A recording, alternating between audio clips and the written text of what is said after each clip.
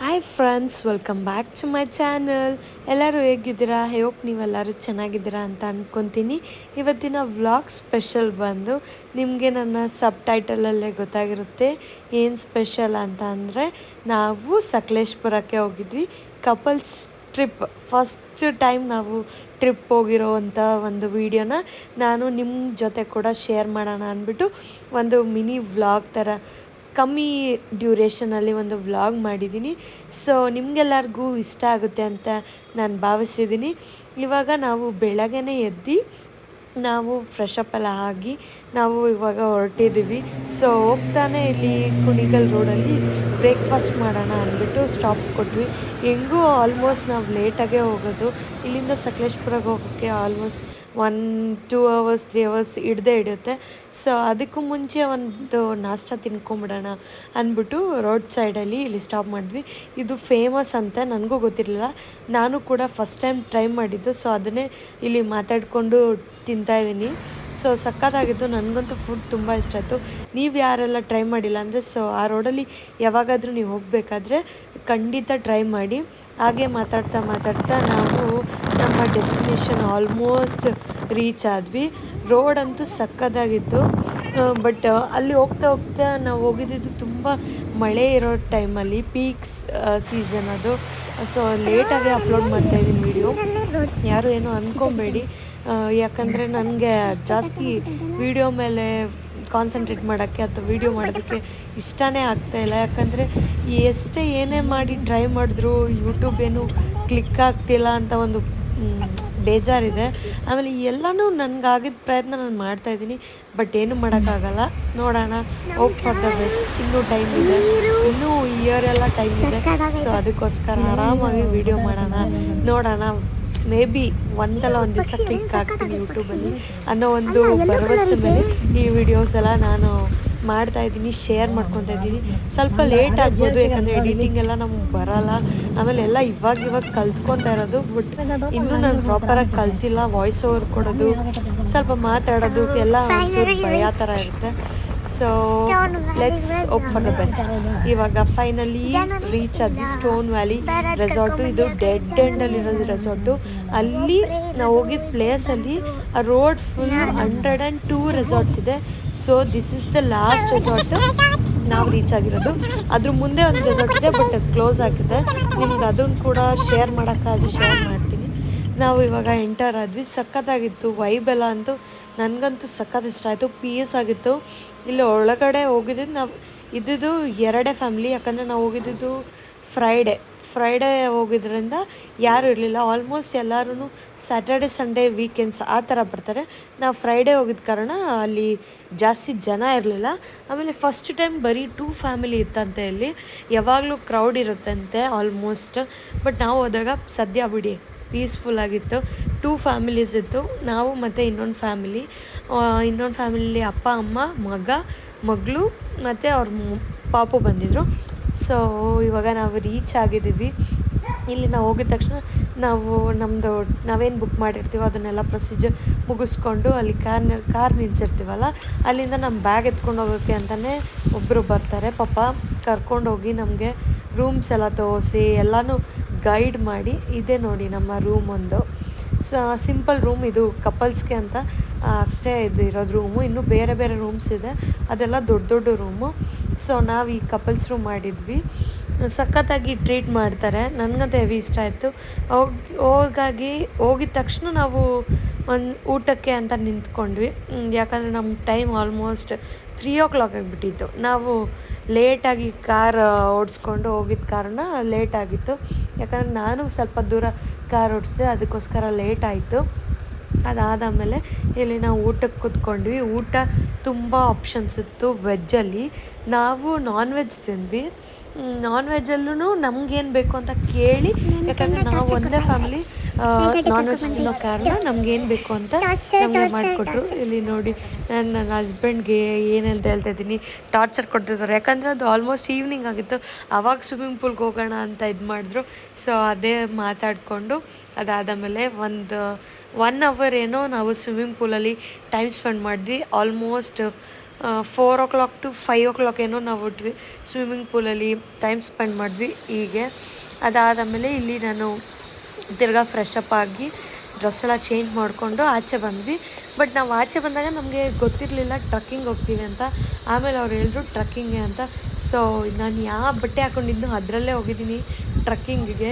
ಯಾವತ್ತೂ ಈ ಥರ ಬಟ್ಟೆಲಿ ಟ್ರಕ್ಕಿಂಗ್ ಹೋಗಬಾರ್ದು, ಅದು ನನಗೂ ಗೊತ್ತು.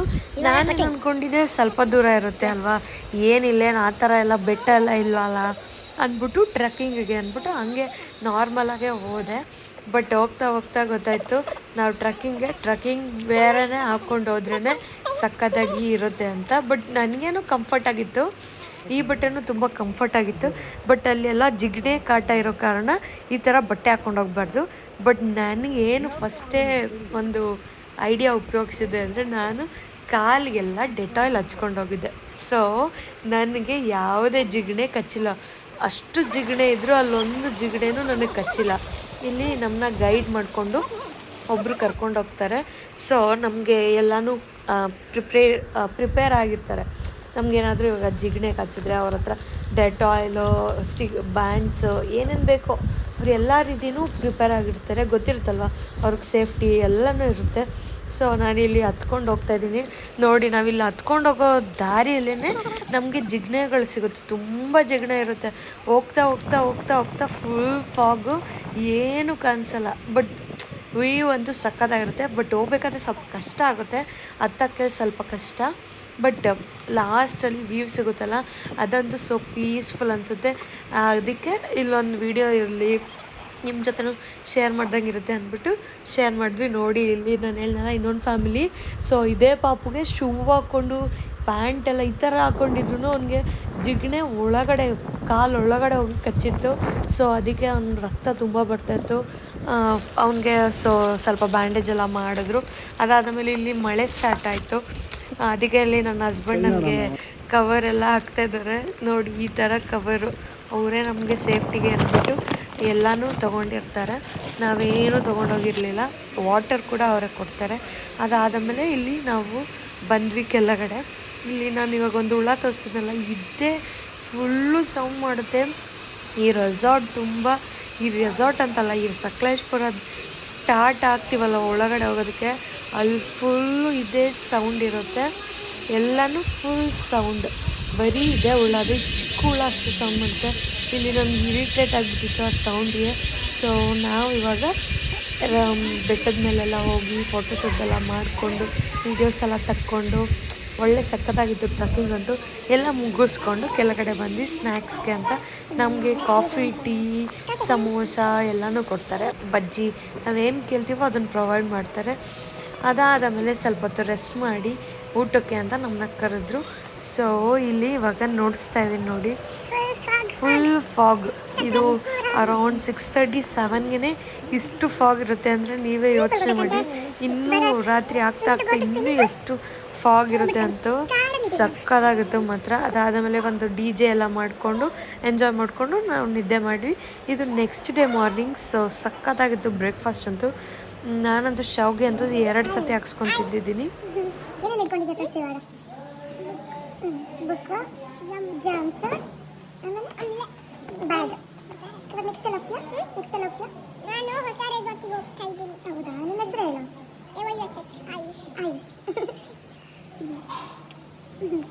ಸೊ ನೀವು ಇವಾಗ ಒಂದು ಹುಡುಗನ ನೋಡಿದ್ರಲ್ಲ, ಅವ್ನು ಮಾತಾಡಿದ್ದು ಕೇಳಿಸ್ಕೊಂಡ್ರಲ್ಲ, ಅವರೇ ನಮ್ಮ ಜೊತೆ ಇನ್ನೊಂದು ಫ್ಯಾಮಿಲಿ ಮೆಂಬರ್ಸ್ ಇದ್ದಿದ್ದು. ಸೊ ಅವನು ನಾನು ಒಳ್ಳೆ ಫ್ರೆಂಡ್ಸ್ ಆಗಿದ್ವಿ. ಅವನದು ಬರ್ಡೇ ಕೂಡ ಇತ್ತು, ಅದೆಲ್ಲ ಸೆಲೆಬ್ರೇಟ್ ಮಾಡಿದ್ವಿ. ಅದೆಲ್ಲ ವೀಡಿಯೋ ಕ್ಲಿಪ್ಪಿಂಗ್ ನನ್ನ ಹತ್ರ ಎಲ್ಲ ಡಿಲೀಟ್ ಆಗಿಬಿಟ್ಟಿದೆ, ಇಲ್ಲ ಅದು ಕೂಡ ಅಪ್ಲೋಡ್ ಮಾಡ್ತಾಯಿದ್ದೆ. ಸೊ ಅದಾದಮೇಲೆ ಇದು ನೆಕ್ಸ್ಟ್ ಡೇ ನಾವು ಚೆಕ್ಔಟ್ ಆಗಬೇಕಾದ್ರೆ ತುಂಬ ಫ್ಯಾಮಿಲಿ ಮೆಂಬರ್ಸ್ ಎಲ್ಲ ಬರ್ತಾಯಿದ್ರು. ತುಂಬ ಜನ ಬರ್ತಾರೆ ಈ ರೆಸಾರ್ಟ್ಗಂತೂ, ಸಕ್ಕತ್ತಾಗಿ ಟ್ರೀಟ್ ಮಾಡ್ತಾರೆ. ನಾನಂತೂ ಈ ರೆಸಾರ್ಟ್ಗೆ ಯಾರೇ ಹೋಗಂಗಿದ್ರು ಫಾರ್ ಶ್ಯೂರ್ ಹೋಗಿ ಅಂತ ಹೇಳ್ತೀನಿ, ಅಷ್ಟು ಸಕ್ಕತ್ತಾಯಿತು. ಇಲ್ಲಿ ನೀವು ನೋಡಿದ್ರೆ ಗೊತ್ತಾಗುತ್ತೆ. ನಾವೆಲ್ಲ ಇವಾಗ ಚೆಕ್ಔಟ್ ಮಾಡಿಕೊಂಡು ಆಚೆ ಹೊರಡ್ತಾ ಇದ್ದೀವಿ. ನಾನು ಧರ್ಮಸ್ಥಳಕ್ಕೆ ಹೋಗಬೇಕು ಅನ್ನೋ ಕಾರಣಕ್ಕೆ ಈ ಥರ ಒಂದು ಡ್ರೆಸ್ಸಿಂಗ್ ಸೆನ್ಸ್ ಮಾಡ್ಕೊಂಡಿದ್ದೀನಿ. ಹೊಸದು ಒಂದು ಕುರ್ತಾ ವೇರ್ ಮಾಡಿದ್ದೀನಿ. ಸೊ ಸಕ್ಕತ್ತಾಗಿತ್ತು ನನ್ನ ಕುರ್ತಾ ಔಟ್ಫಿಟ್ ಅಂತ. ನಿಮಗೆಲ್ಲರಿಗೂ ಇಷ್ಟ ಆಗಿದೆ ಅಂತ ಅಂದ್ಕೊತೀನಿ. ಇಲ್ಲಿ ಹೋಗ್ತಾ ರೋಡಲ್ಲಿ ಈ ಥರ ಒಂದು ಬ್ರಿಡ್ಜಸ್ ಎಲ್ಲ ಸಿಗುತ್ತೆ. ಸೊ ಯಾರಾದರೂ ಹೋಗ್ಬೇಕಾದ್ರೆ ಸ್ವಲ್ಪ ಹುಷಾರಾಗಿ ಹೋಗಿ. ಸಖತ್ತಾಗಿರುತ್ತೆ, ಬಟ್ ಹ್ಯಾವ್ ಸೇಫ್ಟಿ ನಿಮ್ಮ ಸೇಫ್ಟಿ ನೋಡಿಕೊಂಡು ನೀವು ಹೋಗಿ. ನೋಡಿ ಈ ರೋಡ್ ತೋರಿಸ್ತಿದ್ದೀನಲ್ಲ, ಈ ರೋಡ್ ತುಂಬಾ ರೆಸಾರ್ಟೇ ಇರೋದು. ಎಲ್ಲೂ ರೆಸಾರ್ಟ್ ಇಲ್ಲ ಅನ್ನಂಗಿಲ್ಲ. 101 ರೆಸಾರ್ಟ್ ಅಂದರೆ ಯೋಚನೆ ಮಾಡಿ ಇನ್ನೆಷ್ಟು ರೆಸಾರ್ಟ್ ಇರುತ್ತೆ ಅಂತ. ಅದರಲ್ಲಿ ನೀವು ನಿಮ್ಮ ಬೆಸ್ಟ್ ನೋಡ್ಕೊಂಡು ಹೋಗಿ. ಅದಾದ ಮೇಲೆ ಇವಾಗ ಧರ್ಮಸ್ಥಳ ರೋಡಲ್ಲಿ ಒಂದು ಆಕ್ಸಿಡೆಂಟ್ ಆಗಿಬಿಟ್ಟಿತ್ತು. ಸೊ ಅದ್ರ ಬಗ್ಗೆನೇ ನಮ್ಮ ಹಸ್ಬೆಂಡ್ ವಿಚಾರಿಸ್ತಾ ಇದ್ದಾರೆ. ಸೊ ಹಂಗೆ ಮಾತಾಡಿಕೊಂಡು ಇವಾಗ ಫೈನಲಿ ನಾವು ಧರ್ಮಸ್ಥಳ ರೋಡ್ಗೆ ರೀಚ್ ಆದ್ವಿ. ರೋಡ್ ರದ್ದು ಸಕ್ಕತ್ತಾಗಿತ್ತು, ಬಟ್ ಮಳೆ ಇತ್ತು. ಹಂಗೆ ರೀಚ್ ಆದ್ವಿ. ಮಳೆಯಲ್ಲೇ ಒಂಥರ ವೆದರ್ ಅಂತೂ ಮಾಡಿಸ್ದಂಗಿತ್ತು ನನಗಂತೂ ಈ ಥರ ವೆದರ್ ಇದ್ದರೆ ತುಂಬ ಇಷ್ಟ ಆಗುತ್ತೆ. ಸೊ ಅದಾದ ಮೇಲೆ ಕಾರ್ ಪಾರ್ಕ್ ಮಾಡಿ ಇಬ್ಬರು ಮಾತಾಡ್ಕೊಂಡು ಹೋಗ್ತಾ ಇದ್ದೀವಿ. ನಮ್ಮದು ಒಂದು ಹರಕೆ ಇತ್ತು ಧರ್ಮಸ್ಥಳಕ್ಕೆ ಹೋಗಬೇಕು ಅಂತ. ತಿರುಪತಿ ಆದಮೇಲೆ ಧರ್ಮಸ್ಥಳಗಿತ್ತು. ಸೊ ಧರ್ಮಸ್ಥಳಕ್ಕೆ ಹೋಗಿದ್ದು ಒಂಥರ ಸ್ಯಾಟಿಸ್ಫೈ ಆಯಿತು. ನೋಡಿ ನಾವು 3 o'clock ಹೋಗಿದ್ದೀವಿ ಧರ್ಮಸ್ಥಳಗೆ. ನಿಮ್ಗೆ ಅಲ್ಲಿ ಟೈಮಿಂಗ್ಸ್ ನೋಡಿದ್ರೆ ಗೊತ್ತಾಗುತ್ತೆ. ಈ ಟೈಮಿಂಗ್ಸ್ ಬಂದು ಧರ್ಮಸ್ಥಳ ಕ್ಲೋಸ್ ಆಗೋ ಟೈಮಿಂಗ್. ಸೊ ನಮಗೆ ಗೊತ್ತಿರಲಿಲ್ಲ. ಸೊ ಇದೊಂದು ನ್ಯೂ ಎಕ್ಸ್ಪೀರಿಯನ್ಸ್ ನಮಗೆ. ಜನ ಇದ್ದರೆ ಓಪನ್ ಇರುತ್ತೆ, ಬಟ್ ಜನ ಇಲ್ಲದಾಗ ಓಪನ್ ಇರೋಲ್ಲ. ಯಾರಾದರೂ ಹೋಗ್ಬೇಕಾದ್ರೆ ಇದೊಂದನ್ನು ಮೈಂಡಲ್ಲಿ ಇಟ್ಕೊಂಡು ಹೋಗಿ. 2 o'clock 4 o'clock ಧರ್ಮಸ್ಥಳ ಕ್ಲೋಸ್ ಆಗಿರುತ್ತೆ. ಆಮೇಲೆ ಇಲ್ಲಿ ಊಟಕ್ಕೆ ಅಂತ ಹೋದ್ವಿ. ಅಟ್ಲೀಸ್ಟ್ ಊಟ ಆದರೂ ನಮಗೆ ಸಿಗುತ್ತೆ ಅಂತ. ಬಟ್ ಊಟ ಅಂತೂ ಲಾಸ್ಟ್ ಮಿನಿಟಲ್ಲಿ ಹೋದ್ವಿ. ನೀವು ನೋಡಿದ್ರೆ ಇಲ್ಲಿ ಗೊತ್ತಾಗುತ್ತೆ, ಇವರೆಲ್ಲ ಲಾಸ್ಟ್ ಪಂಕ್ತಿ ಕೂತಿದ್ದಿದ್ದು ಊಟಕ್ಕೆ. ಸೊ ನಮಗೆ ಊಟ ಕೂಡ ಸಿಕ್ಕಿಲ್ಲ. ಸೊ ಅದಕ್ಕೆಲ್ಲ ಮುಗಿಸ್ಕೊಂಡು ಅಲ್ಲೆಲ್ಲ ನೋಡಿಕೊಂಡು ಆಚೆ ಬಂದು ಇಲ್ಲಿ ನಾವು ಹೋಟ್ಲಲ್ಲಿ ಊಟ ಮಾಡ್ತಾಯಿದ್ವಿ. ಯಾಕಂದರೆ ಅಲ್ಲಿ ಸಿಕ್ಕಿಲ್ಲ ನಮಗೆ ಊಟ. ಅದಕ್ಕೋಸ್ಕರ ಬೇರೆ ಆಪ್ಷನ್ ಇಲ್ಲದೆ ಇಲ್ಲಿ ಆಚೆ ಊಟ ಮಾಡಿಕೊಂಡು, ಇನ್ನೂ ಟೈಮ್ ವೇಸ್ಟ್ ಆಗ್ತಾಯಿತ್ತಲ್ಲ, ಟೈಮ್ ಪಾಸ್ ಆಗಬೇಕಲ್ಲ ನಮಗೆ ಸ್ವಲ್ಪ. ಅದಕ್ಕೋಸ್ಕರ ಅಲ್ಲೇ ಪಕ್ಕದಲ್ಲಿರೋ ಒಂದು ಅಕ್ವೇರಿಯಮ್ದು ಮ್ಯೂಸಿಯಮ್ ಇತ್ತು. ಸೊ ಆ ಅಕ್ವೇರಿಯಮ್ ಮ್ಯೂಸಿಯಮ್ ಪಾರ್ಕ್ ಒಳಗಡೆ ಯಾರಾದರೂ ಹೋಗಿಲ್ಲ ಅಂದರೆ ಇಲ್ಲಿ ವಿಸಿಟ್ ಮಾಡಿ, ಫ್ರೀ ಎಂಟ್ರಿ ಇರುತ್ತೆ. ಸೊ ಇಲ್ಲಿ ಕೂಡ ವೆರೈಟೀಸ್ ಆಫ್ ಫಿಶಸ್ನ ಎಲ್ಲ ನೋಡಿಕೊಂಡು ಸಕ್ಕತ್ತಾಗಿತ್ತು. ಫಿಶಸ್ ಅಂತೂ ಹೇಳಂಗೆ ಇಲ್ಲ, ಅಷ್ಟು ಸಕ್ಕತ್ತಾಗಿತ್ತು. ಎಲ್ಲ ಥರ ಫಿಶಸ್ ಇತ್ತು. ಫಿಶಸ್ ಎಲ್ಲ ಡಿಫ್ರೆಂಟ್ ಆಗಿದೆ. ನೀವು ಯಾರಾದರೂ ಮಕ್ಳನ್ನ ಕರ್ಕೊಂಡೋದ್ರೆ ಇನ್ನೂ ಅವ್ರಿಗೆಲ್ಲ ತುಂಬ ಲೈಕ್ ಆಗುತ್ತೆ ಫಿಶಸ್ನೆಲ್ಲ ನೋಡೋದಕ್ಕೆ. ಇದು ನೋಡಿ ಕ್ರೊಕೊಡೈಲ್ ಥರ ಇದೆ, ಬಟ್ ಇದು ಫಿಶ್ ಅಸಹ್ಯವಾಗಿರುತ್ತೆ. ನಂಗೆ ಇದೆಲ್ಲ ನೋಡಿದ್ರೆ ಒಂಥರ ಅನಿಸ್ಬಿಡುತ್ತೆ. ನನ್ನ ಕನಸಲ್ಲೆಲ್ಲ ಇದೇ ಬರ್ತಾ ಇರುತ್ತೆ, ಬಟ್ ಏನು ಮಾಡೋಕ್ಕಲ್ಲ. ಅದು ಒಂದು ಎಕ್ಸ್ಪೀರಿಯನ್ಸ್ ಆಗಬೇಕಲ್ಲ. ಈ ಥರ ಫಿಶಸ್ ನೋಡೋ ಒಂದು ಇದು ಸಿಕ್ತು ಅಂದ್ಬಿಟ್ಟು ಎಲ್ಲ ಫಿಶಸ್ನು ನೋಡಿಕೊಂಡು ಹಾಗೆ ಮಾತಾಡ್ಕೊತ, ಇದು ಈ ಥರ ಫಿಶ್ಶು, ಇದು ಈ ಥರ ವೆರೈಟಿ ಫಿಶ್, ಇದೇನು ಫುಡ್ ತಿನ್ನೋದೆ ಅದೆಲ್ಲನೂ ಕೂಡ ನಮಗೆ ಅಲ್ಲಿ ಗೈಡ್ ಕೂಡ ಮಾಡ್ತಾರೆ. ಸೊ ಅದೆಲ್ಲ ಓದ್ಕೊಂಡು ನಾವಿಲ್ಲಿ ಬರ್ತಾಯಿದ್ದೀನಿ. ನನಗಂತೂ ಸಾಕಾಗಿತ್ತು. ನನಗೆ ನಿದ್ದೆ ಮಾಡಬೇಕಾಯ್ತು. ನಿದ್ದೆ ಮಾಡೋ ಟೈಮಿಂಗ್ಸ್ ಅದು. ಯಾಕಂದರೆ ಸಕಲೇಶ್ಪುರದಲ್ಲಿ ಆ ಚಳಿಗೆ ನನಗಷ್ಟು ನಿದ್ದೆನೇ ಬಂದಿಲ್ಲ. ಫುಲ್ ಚಳಿ. ಸೊ ಅದಕ್ಕೋಸ್ಕರ ನನಗೆ ಇವಾಗ ನಿದ್ದೆ ಮಾಡೋ ಟೈಮು. ಇಲ್ಲೆಲ್ಲೋ ನಿದ್ದೆ ಕೂಡ ಮಾಡೋಕ್ಕಾಗಲ್ಲ. ಹಂಗೆ ಅಲ್ಲೇ ಕೂತ್ಕೊಂಡು 1 hour ಸುಮ್ಮನೆ ಟೈಮ್ ಪಾಸ್ ಮಾಡಿದ್ದೀವಿ. ಎಷ್ಟು ಬೋರ್ ಆಯಿತು ಅಂದರೆ ಅಷ್ಟು ಬೋರ್ ಆಯಿತು. ಎಲ್ಲಿ ಓಡಾಡೋಣ, ಬಿಸಿಲು, ಅಷ್ಟು ಮಳೆ ಬರ್ತಿದೆ, ಮಳೆಲೂ ಬಿಸಿಲು. ಅದಾದಮೇಲೆ ನಮ್ಮ ಹಸ್ಬೆಂಡ್ ಹೋಗಿ ಪಾಸ್ ತೊಗೊಂಬಂದು ಕೊಟ್ಟರು. ಸೊ ಅವ್ರ ಫ್ರೆಂಡ್ ಕಡೆಯಿಂದ ನಮಗೆ ಫ್ರೀ ಪಾಸ್ ಸಿಗುತ್ತೆ. ಸೊ ನಾವಿಲ್ಲಿ ಡೈರೆಕ್ಟ್ ದರ್ಶನ ಮಾಡ್ಬೋದು. ಯಾವುದೇ ರೀತಿ ಕ್ಯೂ ನಿಂತ್ಕೊಳ್ಳೋಂಗಿಲ್ಲ, ಏನಿಲ್ಲ. ಇಬ್ಬರಿಗೆ ಅಂತ ಟಿಕೆಟ್ ತೊಗೊಂಡು ಬಂದರು. ಸೊ ನಾವಿಬ್ಬರು ಇವಾಗ ಒಳಗಡೆ ಎಂಟರ್ ಆದ್ವಿ. ತುಂಬ ರಶ್ ಇತ್ತು, ಬಟ್ ನಮಗೆ ಆ ಪಾಸ್ ಇದ್ದಿದ್ದ ಕಾರಣ ಆರಾಮಾಗಿ ಎಂಟ್ರಿ ಆಯಿತು. ಇಲ್ಲಿ ನಾನು ವೀಡಿಯೋ ಮಾಡೋದಕ್ಕೆ ಟ್ರೈ ಮಾಡಿದೆ, ಅಲ್ಲಿ ವೀಡಿಯೋ ಮಾಡೋಂಗಿಲ್ಲ. ಸೊ 1-2-3 ಕ್ಲಿಪ್ಪಿಂಗ್ ಇರಲಿ ಅಂದ್ಬಿಟ್ಟು ಕ್ಲಿಪ್ಪಿಗೆ ತೊಗೊಂಡು ಒಳ್ಳೆ ದರ್ಶನ ಮಾಡಿಕೊಂಡು ಇವಾಗ ಆಚೆ ಬರ್ತಾಯಿದ್ದೀವಿ. ಇಲ್ಲಿ ಆಚೆ ಬರ್ತಾ ನನ್ನ ಹಸ್ಬೆಂಡ್ಗೆ ದೇವ್ರ ಭಕ್ತಿ ಅಂದರೆ ಹೇಳಂಗೆ ಇಲ್ಲ.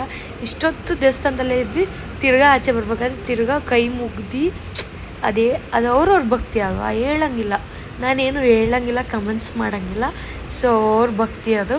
ಇಲ್ಲಿ ತಿರ್ಗಾ ಒಂದು 3 ಪ್ರದಕ್ಷಿಣೆ ಹಾಕಿ ದೇವ್ರಿಗೆ ತಿರ್ಗಾ ನಾವಿವಾಗ ಆಚೆ ಹೊರಟ್ವಿ.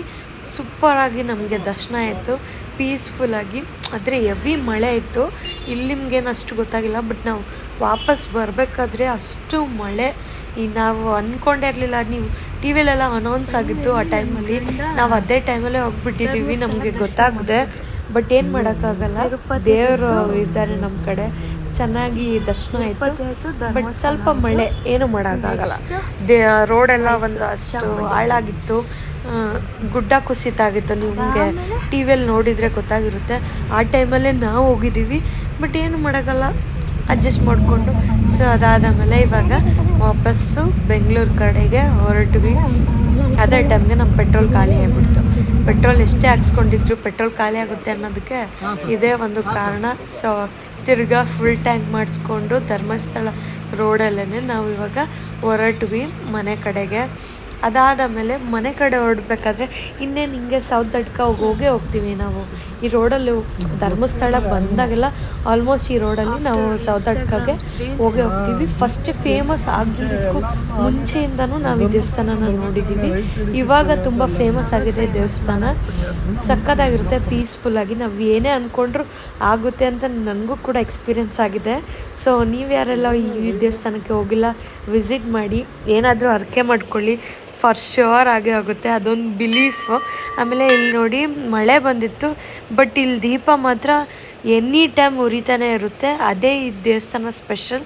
ಅದಾದ ಮೇಲೆ ಇಲ್ಲಿ ನಾನು ದೇವಸ್ಥಾನಕ್ಕೆ ಹೋದರೆ ನನಗೆ ಇಲ್ಲಿ ದೇವಸ್ಥಾನದಲ್ಲಿ ಒಂದು ಪ್ರಸಾದ ಕೊಡ್ತಾರೆ, ಸಖತ್ತಾಗಿರುತ್ತೆ, ಅವಲಕ್ಕಿ ಥರದಲ್ಲಿ ಸ್ವೀಟ್ ಅದು. ಆ ಪ್ರಸಾದನ ಇಸ್ಕೊಂಬನ್ನಿ ಅಂತ ಇಲ್ಲಿ ನಾನು ಜಗಳ ಮಾಡಿದೆ ನಮ್ಮ ಹಸ್ಬೆಂಡ್ ಮೇಲೆ. ಸೊ ಹೋಗಿ ಟಿಕೆಟ್ ಇಸ್ಕೊಂಡು ಬಂದು ಇವಾಗ ಪ್ರಸಾದ ಇಸ್ಕೊಂಬರಕ್ಕೆ ಹೋಗ್ತಾ ಇದ್ದಾರೆ. ಸೊ ಟಿಕೆಟ್ ನಮ್ಗೆ ಎಷ್ಟು ಬೇಕೋ ಇವಾಗ ಇರುತ್ತೆ, 100 grams, 200 grams, half kg, 1 kg ಆ ಥರ ಇರುತ್ತೆ. ಸೊ ಅದು ನಮ್ಮ ಇಷ್ಟ. ನಿಮಗೆ ಮನೇಲಿ ಯಾರಿಗಾದ್ರೂ ಕೊಡಬೇಕಂತ ಇದ್ದರೆ ಅಕ್ಕಪಕ್ಕದ ಮನೆಯವ್ರಿಗೆ, ಫ್ಯಾಮ್ಲಿಗೆ ಆ ಥರದ್ದೆಲ್ಲ ಇಸ್ಕೊಂಡು ದೇವ್ರ ದರ್ಶನ ಮುಗಿಸ್ಕೊಂಡು ಮನೆಗೆ ಹೊರಟ್ವಿ. Thanks for watching, love you all.